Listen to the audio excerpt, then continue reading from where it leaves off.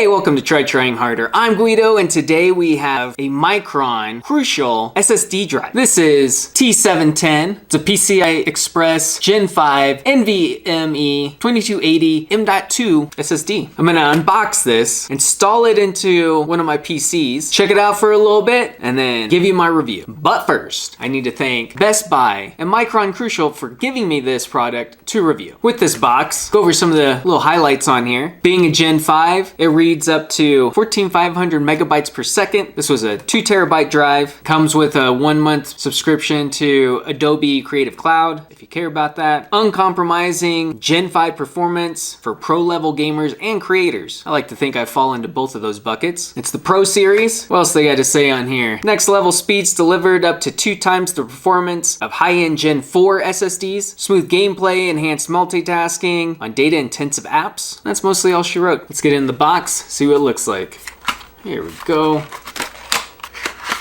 So we're gonna have the SSD here in a nice case. There it be, little guy. There's the back.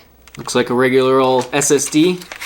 And then also, last thing is some instructions, a map, just a bunch of languages. This is ridiculous. Pretty much all this paper just to tell you in different languages to just go to their website to look on how to do it. And then a small bit on the warranty. Jeez, come on. All right, let me grab the PC and we'll get it installed. So I have my Alienware Aurora R16 opened up and we're gonna install the second SSD inside as a secondary drive. I'm not gonna boot from it, just gonna use it for games and any kind of data, video creation. So first off, you gotta find out where the second drive goes. Luckily, right here, Alienware labeled it very nicely. Zoom in. So right here is our bootable one that came with the computer, and right next to it says M.2 PCIe Express SD1, and this one is SD0. Now you should be forewarned, you need to touch something, metal or whatever, to ground yourself, especially if you got carpet, so you don't accidentally shock something, just to be safe. This isn't an all-inclusive install video, just to get quick and dirty. They're pretty easy to install, I think. It's actually my first one. So we got the drive here. It have its case.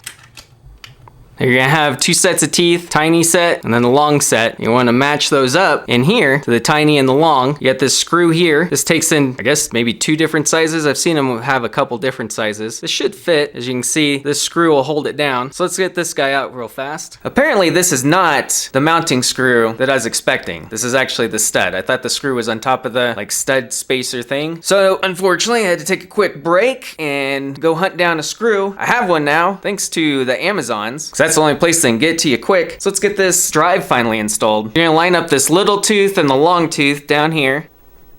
It's gonna slide in at a slight angle. I don't know what that is, maybe 15 degrees. And then you push it down onto the spacer. And then that's when this screw comes into play. Get the little screwdriver. Magnetic tip is always a plus. Just carefully line that screw up so we don't cross thread it and screw it in. Get it about snug. Doesn't have to be tight, but you don't want it moving around. And that's it. I'm not doing a full tutorial on this. I'll throw it all back together, hop onto Windows and run, I think it's disk management to create a new volume. Run this through some paces and be back in just a sec to give you my thoughts. And we're back. It's kind of weird not having something in my hands because I left it in the PC. But I've been using that SSD for a while and I've had 0 issues. As you saw, it's super easy to install, but it didn't come with a mounting screw or a thermal pad. I downloaded and played Blizzard games and Xbox games for hours. I didn't open up the PC and physically touch the SSD card to feel for any heat issues, but I didn't notice any performance issues. There wasn't any kind of degradation. I also stored audio recordings on it with no issues. This is a Gen 5 plugged into a Gen 4 port, and that still worked. I got some increased performance, not as much if it probably would have been a Gen 5 connected to a Gen 5. Here are the Crystal Disk Mark results, which are a little better across the board than the Gen 4 SSD. The heavy hitter here is the sequential read using 8 queues and 1 thread coming in at 7,027 megabytes per second. The same setup on writing is 6,154 megabytes per second. So there's a little bit of benchmarking for those that want to get a little in the weeds. I didn't get crazy with this thing, just trying to use it out of the box and use it as an everyday storage device. But I would recommend this for any gamer or creator. It should give you that extra space to do all the things that you need to do and the speed. The reads and writes, no issues. The one thing that I would be worried about, as with any storage device, is longevity, which is yet to be seen since I really kind of just installed it and haven't used it for like years. But it's Micron Crucial. It's a pretty trusted brand. So I'm gonna say longevity's probably pretty decent there. Thanks for watching.